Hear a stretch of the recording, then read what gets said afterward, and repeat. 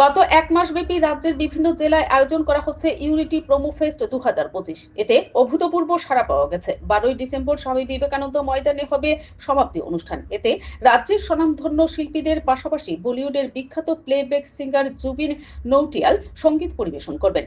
এই কর্মসূচির বিভিন্ন দিক নিয়ে আজ গীতাঞ্জলি অতিথিশালায় পর্যটন মন্ত্রী সুশান্ত চৌধুরী এক সাংবাদিক সম্মেলনে মিলিত হন। সাংবাদিক সম্মেলনে পর্যটন মন্ত্রী জানান, আগামী 12ই ডিসেম্বর সমাপ্তি অনুষ্ঠানে রাজ্যের পর্যটনের ব্র্যান্ড অ্যাম্বাসেডর সৌরভ গাঙ্গুলি উপস্থিত থাকবেন। তিনি জানান, প্রোমো ফেস্টের নামের পাশে এবছর ইউনিটি শব্দটি যুক্ত করা হয়েছে। উদ্দেশ্য হলো রাজ্যে জাতি জনজাতির মানুষের মধ্যে ভ্রাতৃত্ববোধের বন্ধনকে শক্তিশালী করা।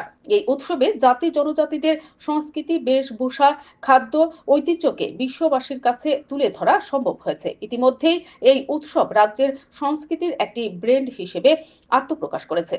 আমাদের রাজ্য ও তৎসংলগ্ন বিভিন্ন অঞ্চলে এই উৎসব আলাদা উন্মাদনার মাত্রা সৃষ্টি করেছে। ত্রিপুরার রাজ্যের পর্যটনকে বিশ্ব মানচিত্রে তুলে ধরতে প্রোমো ফেস্ট গুরুত্বপূর্ণ ভূমিকা নিচ্ছে। পর্যটন মন্ত্রী বলেন, 12ই ডিসেম্বরের সমাপ্তি অনুষ্ঠানের জন্য 3 ধরনের পাসের ব্যবস্থা করা হয়েছে।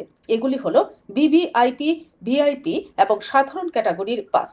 আগামীকাল বিকেল 5টা পর্যন্ত পর্যটন দপ্তরের শ্বেতমহলস্থিত প্রধান কার্যালয়ে সাধারণ ক্যাটাগরির পাস বন্টন করা হবে। Bureau report, BTV Tripura news. Promo fest শুরু করেছিলাম প্রথমবারের মতো বহির্রাজ্য থেকে 78 জন ট্যুর অপারেটর ত্রিপুরা রাজ্যে এসেছিলেন এবং এই 78 জন যে ট্যুর অপারেটর, তাদের সাথে মাননীয় মুখ্যমন্ত্রীর B2B মিটিং আমরা করেছি এবং এই 78 জন ট্যুর অপারেটররা যেমন মহারাষ্ট্র থেকে এসছে, উত্তরপ্রদেশ থেকে এসছে, রাজস্থান থেকে এসছে, হরিয়ানা থেকে এসছে, পাঞ্জাব থেকে এসছে, তেলেঙ্গানা থেকে এসছে, আন্ধ্রা থেকে এসছে, পশ্চিমবঙ্গ থেকে এসছে, কেরালা থেকে এসছে। এই যে বিশিষ্ট রাজ্যগুলো, দিল্লি, ওই প্রদেশ থেকে 78 জন ট্যুর অপারেটররা এসেছিলেন, B2B মিটিংয়ে উপস্থিত হয়েছিলেন মাননীয় মুখ্যমন্ত্রীর সঙ্গে। এবং